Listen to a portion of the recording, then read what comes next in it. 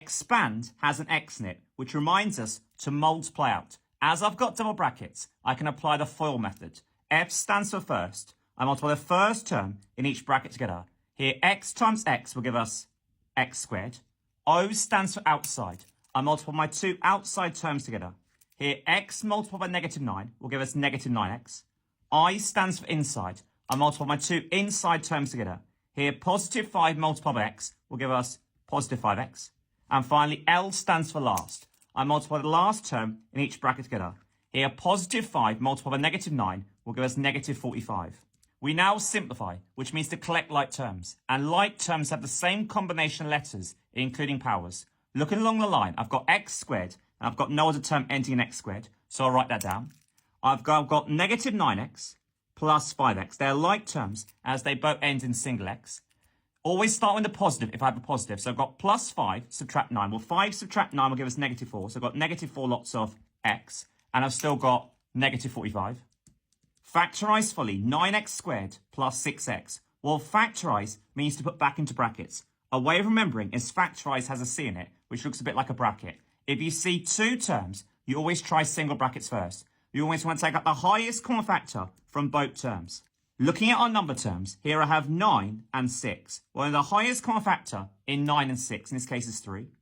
Looking at our letters now, here I've got x squared and I've got single x. Well, the highest common factor in x squared and single x is actually single x. Now, opening my single bracket, what do I times 3x to get back to 9x squared? Well, I know 3 times 3 will give us the 9.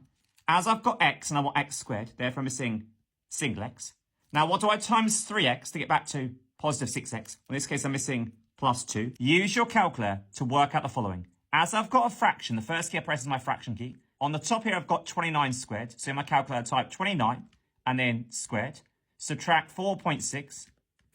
Then using my arrow keys to get on the bottom. On the bottom here, I can see I've got square root underneath everything on the bottom. So I press my square root key. I'm now going to type 35.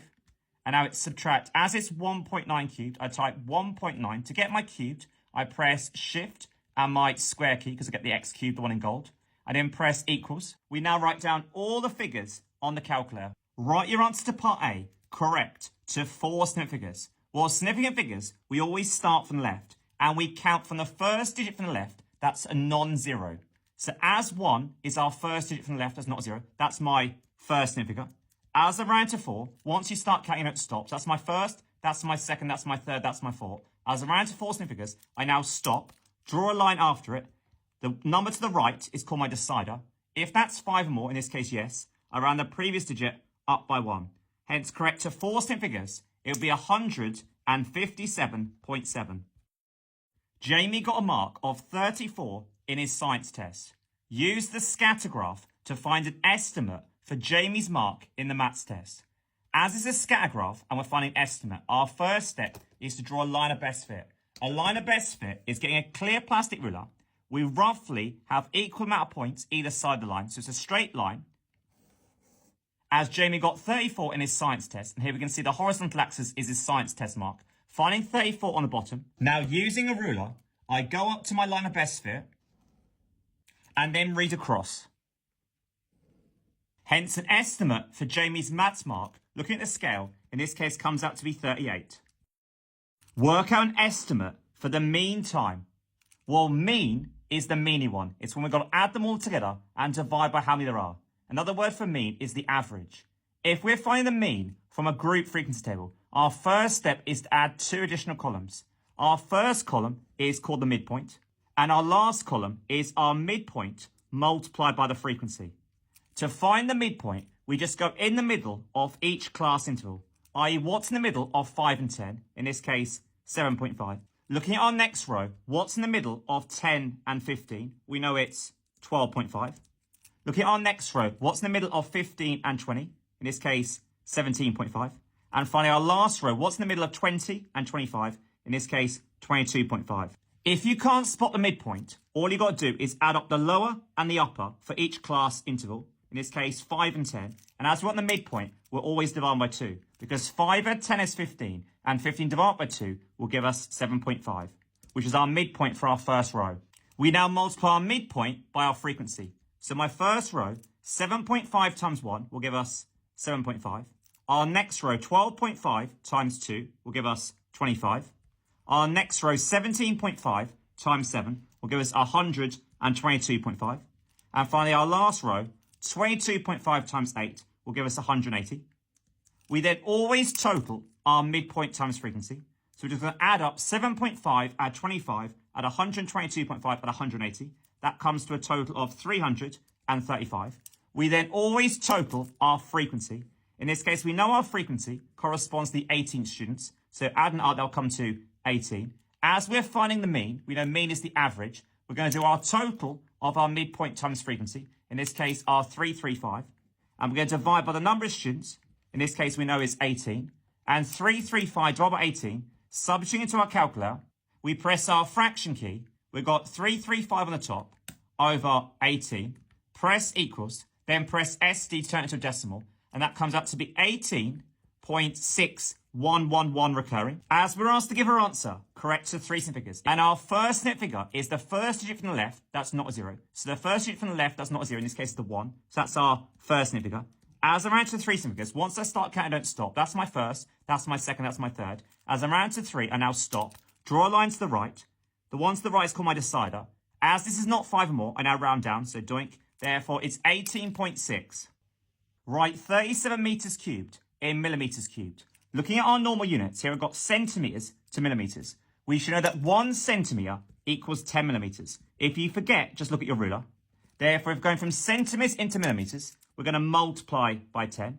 If we're going from millimeters into centimeters, we would do the opposite. We'd divide by 10. As I'm going to write 37 centimeters cubed in millimeters cubed, I'm going to have 37. It's going to be multiplied by the conversion. But as it's cubed, it's going to be multiplied by the conversion to the power of 3. So in this case, 10 to the power of 3, i.e. 10 cubed. We know 10 cubed is 1,000, and 37 times 1,000 will give us 37,000. Work out the average speed of the car from 1330 to 1448. As I'm calculating average speed, my first thing is to remember my formula triangle. This is our formula triangle, dad's C triangle, distance, speed, time. As I want average speed, S is speed, so cover up on you want, in this case S for speed. Whatever you're left with is your formula. So speed equals D is distance on the top. We should know a horizontal line in a triangle. That means to divide. So it's then divided by T, where T is the time. I know the distance is 65 miles. So on the top here, D is 65. I'm now dividing by my time. To work out the time is from 1330 to 1448, which is 1 hour and 18 minutes. You always must be working in the same units. As I want my answer in miles per hour, therefore I've got to change my minutes into hours. So leave the 1 hour alone. How do I change 18 minutes in terms of an hour? Well, 18 minutes, put the 18 on the top. We know there's 60 minutes an hour. So to convert minutes into hours, we always divide by 60, because 18 minutes would be 18 over 60 of an hour. 1 plus 18 over 60. Put that into a calculator. That comes out to be 1.3 hours. Hence, the time on the bottom of my fraction will be 1.3. Substituting into a calculator, press fraction key, 65 over 1.3. That works out to be 50 miles per hour. Write the following in standard form. Well, standard form is always given as A multiplied by a power of 10. Where the value of A is special, the value of A must be a number greater than or equal to 1 and less than 10. Looking at our number, if you can't see the decimal point originally, it's at the end. To find our value of A, start from the left, we place our decimal after the first digit from the left, that's not a 0. So the first digit from the left, that's not a 0, is the 3. So my new decimal point has to go after the 3. So decimal goes in between the 3 and the 2. I must copy all the digits until it gets purely to 0. So it's going to be 3.246. After 6 is all 0, so I don't need to copy that. It's always then multiplied by a power of 10. So I write times 10. To find my value of n, all I've got to do is count how many places the decimal points move. So 1, 2, 3, 4, 5, 6, 7. So it's moved 7 places, so it's positive 7. Write the following as an ordinary number. Well, an ordinary number is removing this powers of 10. If you see a negative power of 10, instead of times it by 10, that number of times, that's the same as dividing by 10. In this case, dividing by 10 3 times. If you're dividing, you can move the decimal place 3 places to the left. So moving 1 place, we'll get a 0.496. As I've got to move it 2 further places, it'll be 0.00496.